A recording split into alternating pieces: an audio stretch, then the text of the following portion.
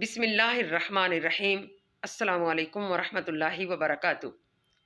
हज़रत अनस रज़ी अल्लाह ताला अन्हु फरमाते हैं कि आका करीम सल्लल्लाहु अलैहि वसल्लम की बारगाह में एक यहूदी लड़का रहा करता था।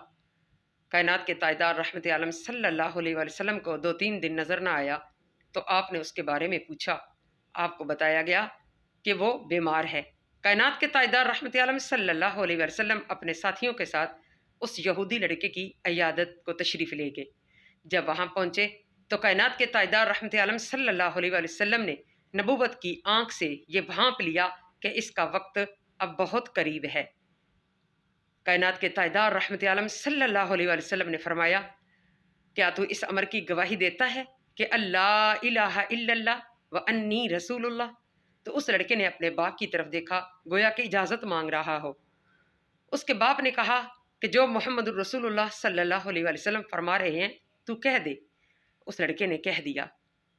जो ही उसने अपनी ज़ुबान पर कलमा मोहम्मदिया सल्लल्लाहु अलैहि वसल्लम जारी फरमाया, उसकी रूह कफ से अनसरी से प्रवास कर गई।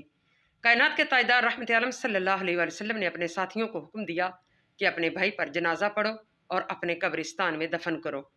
कायनात के ताजदार रहमत आलम सल्लल्लाहु अलैहि वसल्लम ने गोया दुनिया के अंदर ही उसकी खिदमत का सिला उसको अता कर दिया कि उसको जहन्नम की आग से बचाकर जन्नत का हकदार बना दिया।